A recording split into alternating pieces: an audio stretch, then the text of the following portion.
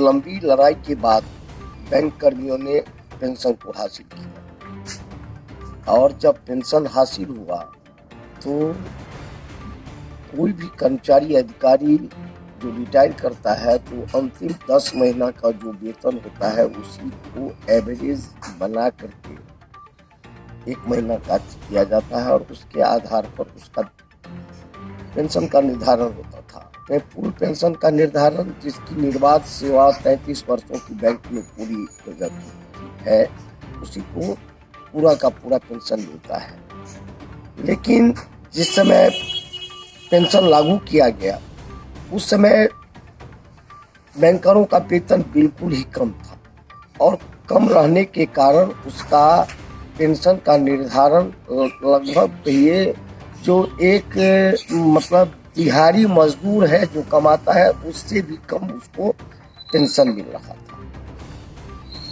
इन मुद्दों को लेकर के all India bank employees association, all India bank officer association, अन्य बैंक में तमाम संगठनों के साथ जो United forum of bank unions है उनको साथ लेकर एक लंबी लड़ाई लड़ी और अंततः 21 जुलाई 2021 को आईबीए गवर्नमेंट के साथ एक सहमति बनी।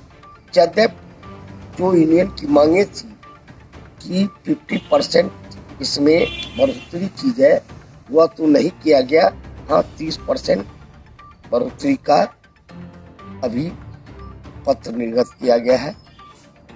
एक सबसे अच्छी बात यह हुई है कि वेतन तो कार्यरत कर्मचारियों का पुनरीक्षण होता था और वेतन बढ़ जाता था, लेकिन जो रिटायर्ड है का कोई रिवीजन नहीं होता था और फलतः उन्हें पेंशन बहुत ही कम मिलता था।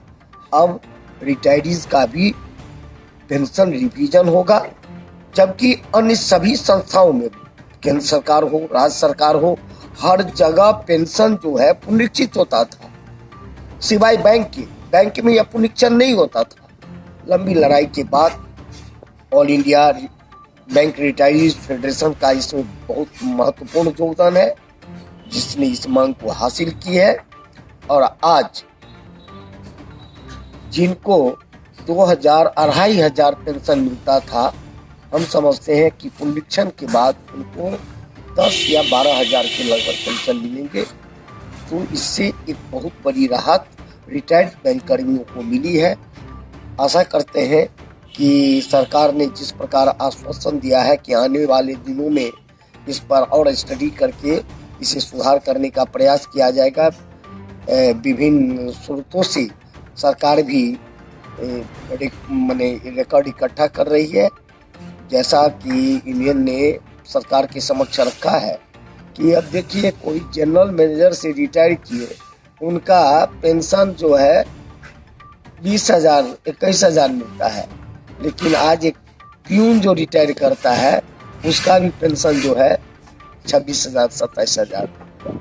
जनरल मैनेजर का मतलब हुआ स्केल 7 रैंक का, यानी शीर्षस्थ रैंक पर उसको 18,000 20,000 पेंशन मिल रहा था। तो इससे निश्चित रूप से इसका लाभ मिलेगा। और सबसे अच्छी बात क्या हुई है कि आप लोगों की जानकारी के लिए कि फैमिली पेंशन जो था, जो किसी रिटायर्ड स्टाफ को जो पेंशन मिलता था उसका समझिए 10 से 15% मिलता था। अब जो है मैंने 50% जो है जो रिटायर्ड जो स्टाफ थे उनको जो पेंशन मिलता था उनकी मृत्यु हो गई है, तो उनकी विधवा को अब उसका 50% मिलेगा और कम से कम 10,000 रुपया अब पेंशन सबको मिलेगा। अहाँ देखल छी जानकी टू डे।